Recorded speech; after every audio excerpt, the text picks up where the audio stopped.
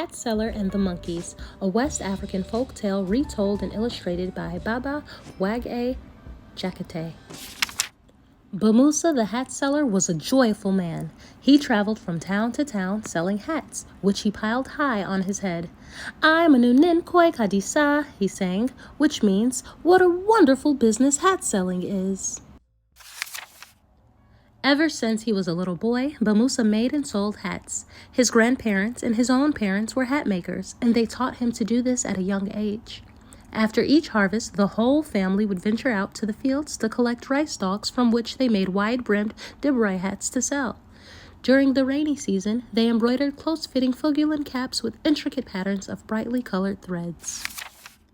Through his joyful spirit and hard work, BaMusa had become very well known in the neighboring towns. Wherever he arrived with his hats piled high on his head, children would follow him and sing along as he sang his favorite song. "I'm a new Ngoyi kadi, I'm a new Ngoyi kadi, I'm a new Ngoyi kadi."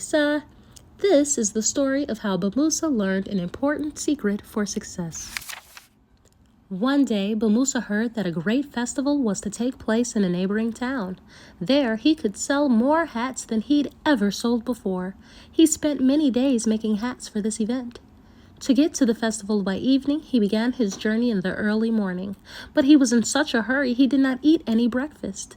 Halfway to town, BaMusa grew so tired and hungry, he had to stop and rest under a shady mango tree. He unloaded the hats from the top of his head and put them on the ground next to him. Then he covered his face with one as a blind shade to keep the sun from his eyes.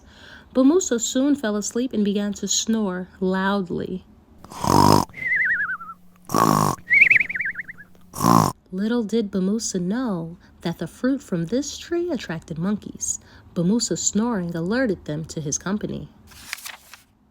As usual, monkeys are very curious and smart, and they crept down from the tree, yoli, quietly, and sneaked around BaMusa.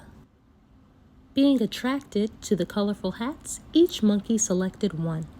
Then they climbed back up the tree and imitated BaMusa, covering their faces and snoring.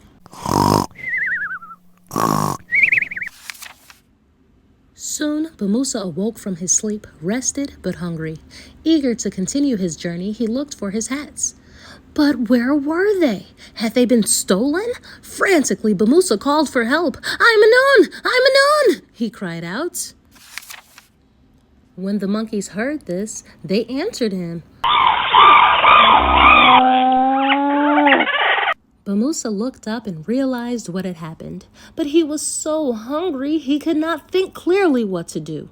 He raised his arms in the air. "Chat, chat, chat!" he yelled.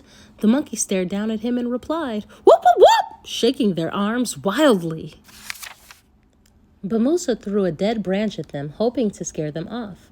But the monkeys merely threw leaves at him in return. Then BaMusa picked up a stone and threw it up into the tree. The monkeys picked mangoes and threw them down at BaMusa. By this time, BaMusa was faint with hunger, and so he collected the fruit and sat down to eat. He ate until his stomach was full. Now BaMusa could think clearly. Now he knew what he must do. He removed the only hat he had left from his head and shook it up in the air at the monkeys, shouting, "I'm Manun!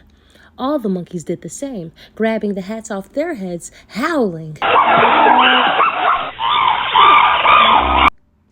BaMusa dropped his hat to the ground, and all the monkeys dropped their hats.